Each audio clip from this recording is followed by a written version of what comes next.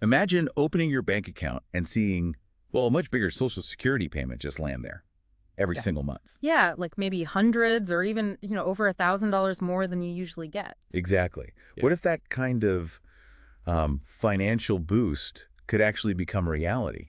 That's precisely the really exciting possibility we're digging into today. We're doing a deep dive on a proposal that could mean a pretty significant jump in Social Security benefits for millions. Yes, we're talking about this idea, this proposal to set up a minimum Social Security benefit. And it's tied directly to the federal poverty line. Right. For 2025, that line for an individual, it's $15,650 annually. Which, if you break it down monthly, comes out to $13,304 every month. So we've been looking into the discussions happening around this, and today our focus is really sharp. Mm. What could this mean financially for you? How could this actually translate to, well, more money in your pocket each month? And it's important, I think, to understand that while, yes, the core idea is boosting benefits, it's not just about those getting the absolute rock bottom minimum right now. It could actually affect a much wider group of beneficiaries. Okay, let's unpack that a bit. Let's try and get a sense of the scale here. How many people, how many current Social Security recipients might be looking at a potential financial lift if this minimum benefit was set at that level?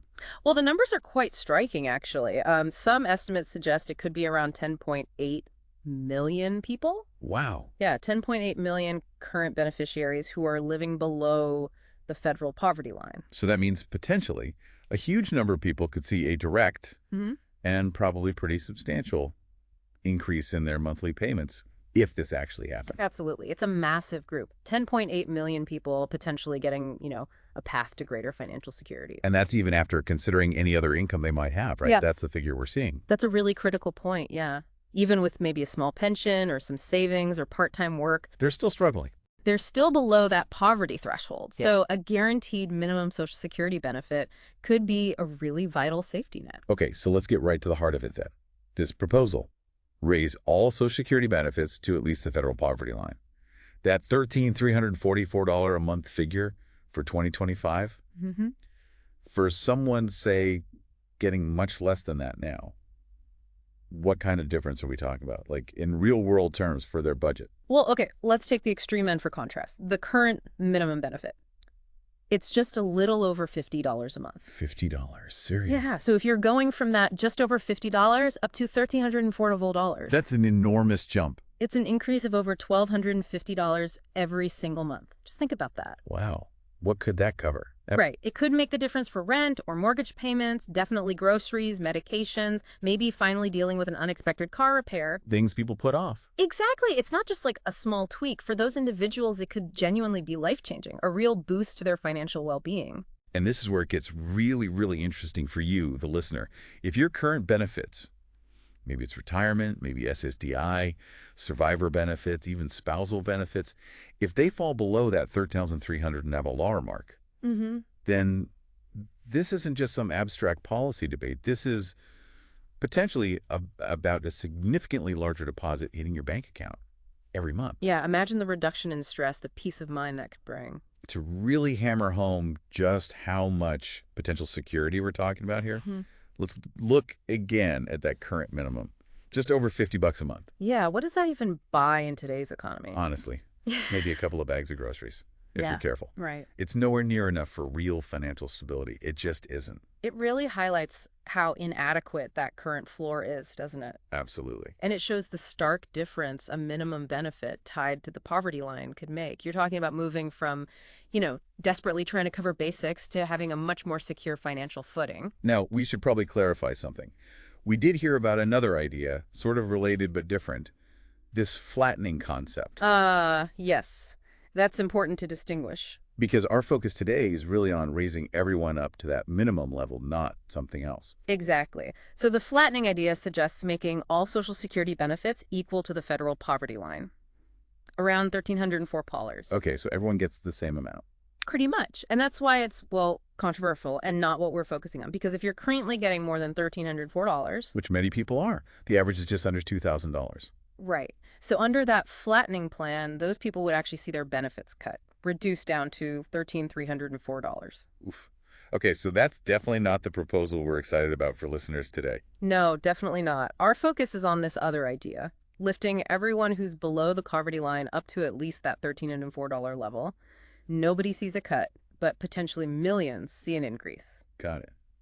So we're concentrating squarely on the possibility of, well, more money in your pocket, not less. That's the one. So for potentially millions of beneficiaries, anyone currently getting less than the $1,344 a month, this minimum benefit proposal could mean a real tangible increase, more financial resources month after month. Absolutely. It could mean hundreds, or like we said, even over $1,000 extra per month for those who need it most. Which adds up to thousands, potentially over 10,000 extra dollars a year. Yeah, it's significant. It's not just hitting some arbitrary number. It's about providing, a basic level of economic security, a foundation. Okay, so the potential benefit is clear. More security, more money for essentials. Well, But the big question, the elephant in the room, maybe.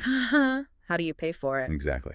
Providing such a big increase to potentially 10.8 million people. Mhm.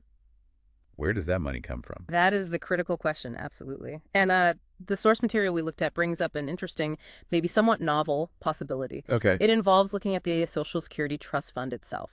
It holds a huge amount of money, currently around, what, $2.7 trillion or so? A massive amount, yeah. But the way it's currently invested, well, it generates relatively low returns. The figure mentioned is around 2.4% on average. 2.4%. That sounds pretty conservative for such a large fund. It is, historically. So the suggestion floated is, what if the investment strategy for the trust fund was modernized? Could it potentially generate significantly higher returns? So the thinking is maybe smarter or just different investments of that existing $2.7 trillion could actually generate enough extra income. Enough extra income to cover the cost of raising these minimum benefits. That's the idea being put forward. Without needing to, say, cut benefits for current higher earners or drastically hike taxes. That's the core of the argument presented, yes. The source suggests that this kind of approach, focusing on investment returns, quote, wouldn't impact nobody in a negative way, and ultimately it would result in significantly more money for Social Security. Okay, so that extra money generated could then fund this minimum benefit increase. That's the potential pathway suggested. It frames it as a scenario where, better financial management directly helps beneficiaries at the lower end. It definitely sounds like a promising avenue to explore, doesn't it? Less painful than other options, maybe? It's certainly an interesting angle. But how realistic is it? Is there any sign that lawmakers are actually, seriously looking at this specific funding idea or even the minimum benefit proposal itself right now? Well, that's where we need to be cautious. Our sources indicate that while, yes, there are lots of ongoing discussions, lots of different ideas about Social Security reform being thrown around. As always. As always, yeah. But there isn't yet a single concrete unified plan from lawmakers to actually implement this specific minimum benefit tied to the poverty line or the specific funding mechanism. So it's still very much in the proposal stage. Exactly. The discussions are happening, which is positive, and it means this potential for increased benefits is definitely something worth watching. But it's not, a done deal by any means. Okay, so the bottom line then, for you, the listener, seems to be this.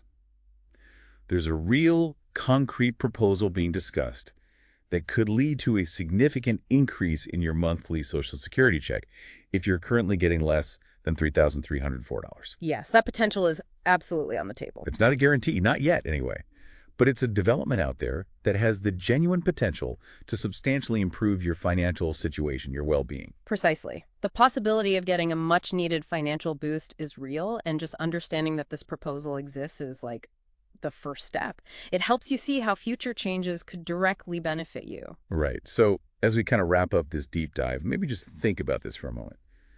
What would that extra money mean for your life? Say it's an extra $500, $800, maybe even that full $1,200 plus a month if you're near the current minimum. What financial pressures would ease up? Yeah, what possibilities might open up for you? Maybe paying off debt faster, maybe saving a little, maybe just breathing easier. It's definitely a conversation about your financial future, your security, that's well worth keeping a close eye on as things develop. Absolutely. Stay informed.